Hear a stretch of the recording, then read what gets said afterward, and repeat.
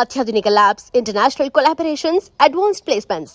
మీ dream career ని reach అవ్వడానికి మీ best choice Godavari global university.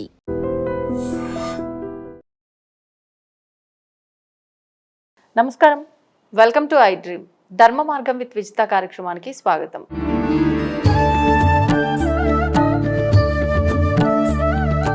నమస్కారం గురుగారు. పరమేశ్వరార్పణం. గురుగారు, శివుడు అభిషేక ప్రియుడు, అభిషేకాలు చేస్తూ ఉంటాము. అసలు నిజంగా అభిషేకం చేయటం వల్ల కలిగే ప్రయోజనం ఏంటి, ఎందుకు చేయాలి? ఎందుకు చెయ్యాలి అనే పదానికి 100 అర్థాలు వస్తాయండి. అంటే 100 విధానాలని వివరించవచ్చు. ఓకే. ఎందుకైనా చేయాల్సిందే. ఎందుకు చేయాలి? ఎందుకైనా చేయాల్సిందే. ఇదే విషయం పార్వతీదేవి అడిగిందండి పరమేశ్వరుణ్ణి. ఏమయ్యా, నీకెందుకు ఈ గతి పట్టింది? ఇల్లు లేదా, పెళ్ళాం లేదా, పిల్లలు లేరా, నువ్వు ఎందుకు ఇల్లు ఎక్కడో శ్మశానంలో కూర్చున్నావు? నీకేం అవసరం శ్మశానంలో కూర్చున్నావు? పిచ్చివాడివే నువ్వు అంటే ఈశ్వరుడు అంటారట, పార్వతి, నాకు ఇల్లు లేక కాదు, ఇంత స్థలం లేక కాదు, భూమండలం మొత్తము నాదే, భూమండలం మొత్తము నాదే. నేను ఎక్కడికి వెళ్ళినా ఎందుకు వెళ్ళావు అనేది అడిగేవారు ఎవరు లేరు. నేను ఎక్కడ ఉన్నా ఎందుకు ఉన్నా అని అడిగేవాళ్ళు లేరు. కానీ శ్మశానంలోనే ఎందుకు ఉంటున్నానో తెలుసా పార్వతి? అంటే అభిషేకం ఎందుకు చెయ్యాలి అన్నారు కదా, దానికి మూలమండి. మనిషి బ్రతుకున్నంత కాలము నేను ఇంతవాడిని, నేను ఎర్రగా ఉన్నా, నేను ఇంత పొడుగున్నా, నేను ఇంత అధికారిని, నాకు ఇంత జీతం వస్తుంది, నాకు ఇంత అహం ఉంది, ఇంత కారు ఉంది, ఇంత బంగళా ఉంది, నా అంతటి వాడు లేడని చెప్పి బాగా అహంకారం పడతాడు. వాడు చనిపోయిన తర్వాత ఎవరైనా 1 గంట నా ఇంట్లో ఉంచుకుంటారండి అని అంటున్నారా? మరి అంత ఇల్లు కట్టాడు, 10 రకాల మేడలు కట్టాడు. ఆ మేడ చూస్తుంటే వాము ఎంత ఖర్చు పెట్టి కట్టాడా అని అనిపిస్తుంది. వాడు చనిపోయిన తర్వాత ఆ మేడ లోపలికి తీసుకెళ్తున్నారా? ఎవరైనా ఒక్కడైనా ఆ శవాన్ని నా ఇంట్లో తీసుకొచ్చి పెట్టండి అని అంటాడా? బయట పడుకోబెడుతున్నారు, బయట పడుకోబెడుతున్నారు. ఈ బంధువులందరూ వస్తారు, అయిన తర్వాత వాడిని తీసుకెళ్ళి శ్మశానంలోకి వెళ్తే సగం మంది శ్మశానానికి వెళ్తే సగం మంది ఇంటి దగ్గరే ఆగిపోతున్నారు.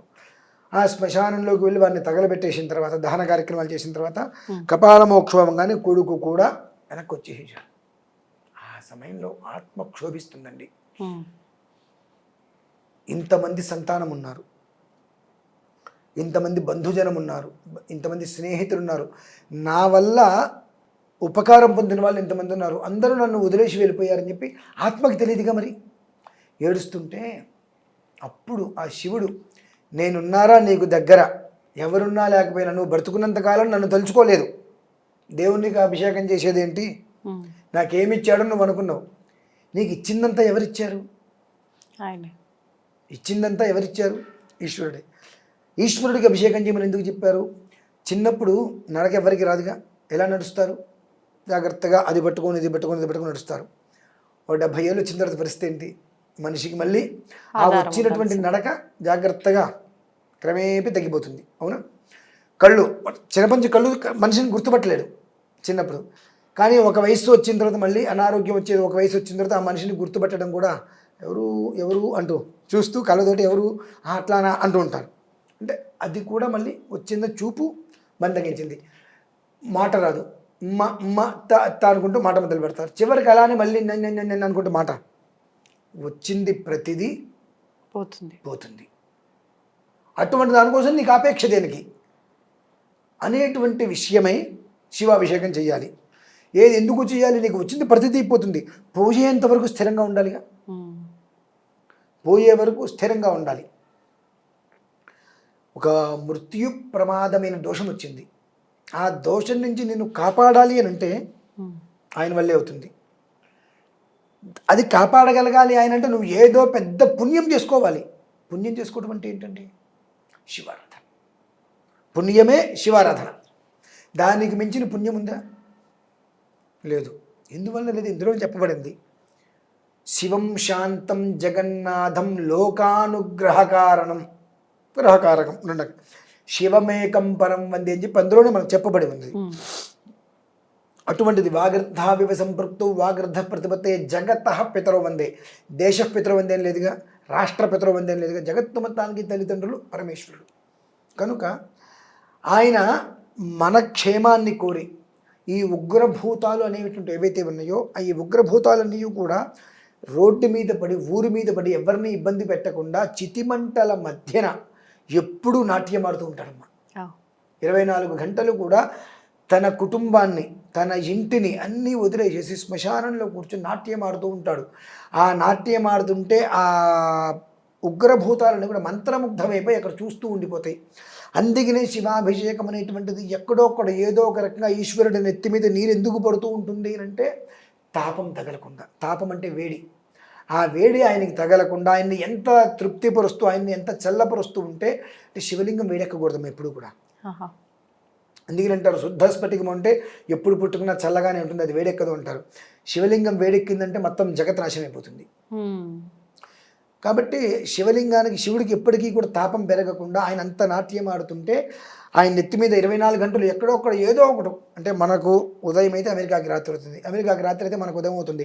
జగత్తు మొత్తం ఎక్కడొక్కడ ఏదో ఒక చోట ఈశ్వరుడి నెత్తి మీద 24 గంటలు నీళ్లు పడుతూ ఉండటం వల్ల ఆయన ఆ నాట్యం ఆడటం వలన ఇది మొత్తం జగత్తు మొత్తం కాపాడటమే కాకుండా నాది నాది నాది అనుకునేటువంటిది ఎవరైతే ఉన్నాడో ఆ మనిషికి బ్రతుకున్నప్పుడే కాదు చనిపోయిన తర్వాత కూడా దగ్గర తీసుకున్నటువంటి వ్యక్తి ఎవరైనా ఉన్నారంటే పరమేశ్వరుడమ్మ. ఆయన అనుగ్రహం కోసమే శివాభిషేకం చేయాలి ప్రతి నిత్యము కూడా. ఏదైనా ఆపద వచ్చిందా శివాభిషేకం చేయి. ఇంట్లో ఎవరైనా చనిపోయారా శాంత శివాభిషేకం చేయి. బిడ్డ పుట్టాడా శివాభిషేకం చేయి. అక్షరాభ్యాసమా శివాభిషేకం చేయి. పేరు పెట్టారా శివాభిషేకం చేయి. నువ్వు ఇంట్లో అది శుభమా అశుభమా ఏదైనా కావచ్చు, ఎండ్ ఆఫ్ డే శివాభిషేకం చేయి. శాంతి శివాభిషేకం అంటే. అభిషేకము అంటేనే శాంతి. ఏంటంటే నీకు వచ్చిందంత నెత్తి మీద ఆయన పాలు పోస్తాం, ఆ పాలు కింద నుంచి వెళ్ళిపోతాయి. తేనె పోస్తాం, అలా వెళ్ళిపోతుంది. పాలు వెళ్ళిపోయినా నీళ్ళు పోసి మనం మొత్తం క్లీన్ చేస్తాం. తేనె అంత ఏదైనప్పటికీ కూడా మొత్తం అంతా క్లీన్ చిట్. వచ్చింది ఏదైతే ఎలా అయితే వచ్చిందో అది అలానే మనం అభిషేకం చేస్తున్నప్పుడు చూడండి, భస్మము పసుపు కుంకుమ కొన్ని ద్రవ్యాలు చేస్తున్నప్పుడు శివుడి మీద అలా ఉండిపోతాయి. తర్వాత శుభ్రంగా నీటితోటి అలంకారం చేసే ముందు నీటితో శుభ్రంగా కడిగేస్తాం. అలాగే వచ్చినవన్నీ కూడా పోతాయి. అందులో అభిషేకం చేసినట్టు అంత గంధము భస్మము తీసుకొని ప్రసాదంగా ఇస్తాం. అదే ఐశ్వర్యం. నువ్వు చేసుకున్న పుణ్యమే ప్రసాద ఫలితంలో ఐశ్వర్య రూపంలో నీ తర్వాత తరానికి అది నువ్వు అందించగలిగావు అంటే అది పుణ్యం. భూమి మీద నువ్వు చేసుకున్న పుణ్యం అనేటువంటిది ఏదైనా ఉన్నది అంటే కేవలము శివాభిషేకం. ఆ శివాభిషేకం, అటువంటి శివాభిషేకము మామూలుగా ఒక శివలింగానికి చేస్తేనే వచ్చే ఫలితం వేరు. అటువంటిది 360 శివలింగాలకి చేస్తే వచ్చే ఫలితం వేరు. అంతకు మించి 1108 శివలింగాలకు అభిషేకం చేస్తే అమ్మా ఒకే రోజు 12 గంటల సేపు చేస్తే దాని పరిస్థితి ఎలా ఉంటుంది? ఎంత యోగం అది. అది మనం చేస్తున్నాం కూడా. ఎప్పుడండి? జూలై 13వ తారీఖు అర్ధమావాస్య, అర్ధమాస శివరాత్రి. అంటే ఏమిటి అంటే అర్ధహోరాత్రము అంటారు దాన్ని. చతుర్దశి ఇందు అమావాస్య రెండూ కలిపి వచ్చినాయి. శివరాత్రి నుంచి 6వ మాసం, ఆరుద్ర నక్షత్రం సోమవారం కలిసి వచ్చేటువంటి చక్కటి పర్వదినం. ఇటు సాయంత్రం సమయానికి అమావాస్య, సాయంత్రం వరకు చతుర్దశి, సంధికాలం, ప్రదోషకాలం, అర్ధాహోరాత్రం 12 గంటల పాటు ఏకధాటిగా ఈశ్వరుడికి రుద్రాభిషేకం 1108 శివలింగాలకి ప్రత్యేకంగా 12 గంటల సేపు అభిషేకం కూడా నిర్వహిస్తున్నామమ్మా.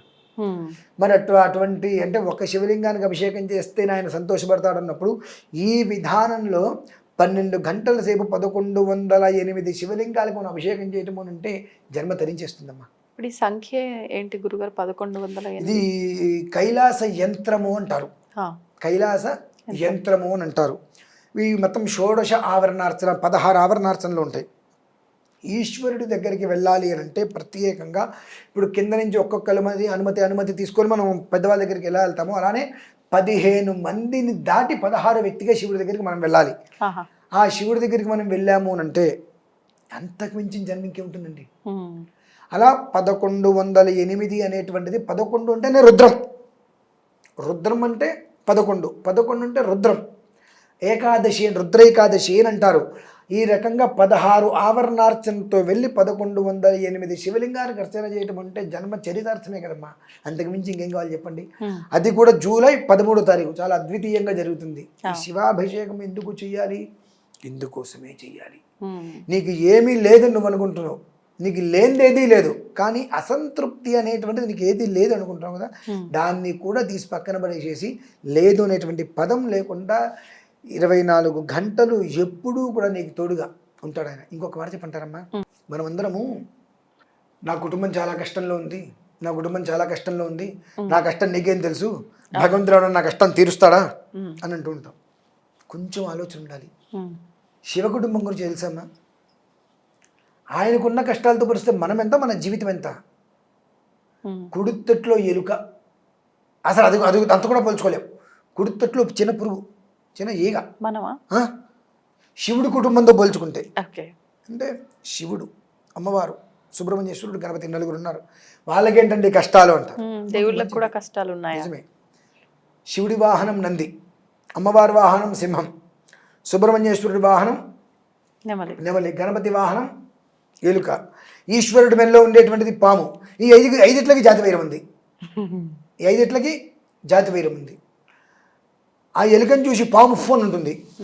ఆ పాము ఎక్కడ ఉంటుంది? ఈశ్వరుడి కంఠాన్ని చుట్టూ. అసలే ఆయన నీలకంఠుడు ఇక్కడ విషం పెట్టుకొని ఉన్నాడు. అయినా పాము మెడకు చుట్టున్నటువంటి పాము ఉఫ్ఫను ముందుకెళ్ళేటప్పటికి ఆయనకి ఆ పాము చుట్టూ కాస్త ఉరిలాగా బిగుసుకుంటుంది. ఆయన ఏదో తపస్సు చేసుకోవడం కోసం నంది మీద కూర్చుంటాడు. సింహం వచ్చి ఎద్దు వంక చూస్తుంది, ఎద్దు బెదురుతుంది, ఈయన గజగజ కదిలిపోతాడు. ఆ గణపతి వచ్చి ఎక్కడ కూర్చుంటాడు? పాపం ఎలుక మీద కూర్చుంటాడు. పాము ఏం చేస్తుంది? ఎలుక వంక చూస్తుంది కదా మరి. అలాగే నెమలి పాము వంక చూస్తుంది, పాము బెదురుతుంది. ఆ సుబ్రహ్మణ్య స్వామి సరిగా కూర్చోలేడు. ఎంత కర్మ అండి మరి. అంటే కానీ ఈ జాతి వైరం అంటే 5 ఎవరి దగ్గర ఉన్నాయి? శివుడి యొక్క పరిసరాలలో ఉన్నాయి, శివుడి ప్రాంతంలో ఉన్నాయి. కాబట్టి శాంతంగా వైరం మర్చిపోయి కలిసి ఉన్నాయి. వాటితో పోలిస్తే మన కుటుంబాలు ఎంతండి? అంటే క్రూరమైన మృగాలు ఉన్నప్పటికీ కూడా శివుడి యొక్క పరివారంలో ఉండబట్టి శాంతంగా ఉన్నాయి. మనం మనుషులం, జంతువుల వరకు వెళ్తాం, మనకే ఒకరంటే ఒకటి పరిచయదు. మన గురించి మనకే అర్థం చేసుకోలేము, మన గురించి మనమే వ్యవహారం చేసుకోలేము. పైవచ్చు ఇన్ని కష్టాలు ఉన్నప్పటికీ కూడా సుఖంగా నవ్వుతుంటాడు ఆయన. ఆయన గురించి మనం మాట్లాడతామా? మనకి ఏమాత్రమైనా హక్కు ఉందని మాట్లాడటానికి? కాబట్టి ఇటువంటి విషయాల నుంచి బయటపడటానికి శివాభిషేకం. ఇప్పుడు ఈ అభిషేకంలో ఎవరైనా పాల్గొనే అవకాశం? ఎవరిష్టం వాళ్ళది. 1108 శివలింగాలకి విశేషంగా 12 గంటలు అర్చనమ్మా. 12 గంటల్లో మీకు 12 సెకండ్లు కూడా మధ్యలో గ్యాప్ రాదు. అలా అభిషేకం జరుగుతుంది ఖచ్చితంగా. ధన్యవాదాలు గురుగారు. పరమేశ్వరార్పణం. తవ్వండి, తవ్వుతూనే శివలింగం. సరే, దాన్ని అట్లా కప్పేసేయండి, చూపించదండి. Is there. మూర్తి పూజ కాదు, సాక్షాత్ బ్రజేంద్ర నందన భగవాన్ ఉన్నారు మూర్తిలో. ఏమీ ఆశించకుండా ఆరాధించే వాళ్ళు కూడా ఉన్నారా ప్రభుజీ? నిజమైన భక్తి అంటే మనకు తెలియదు కాబట్టి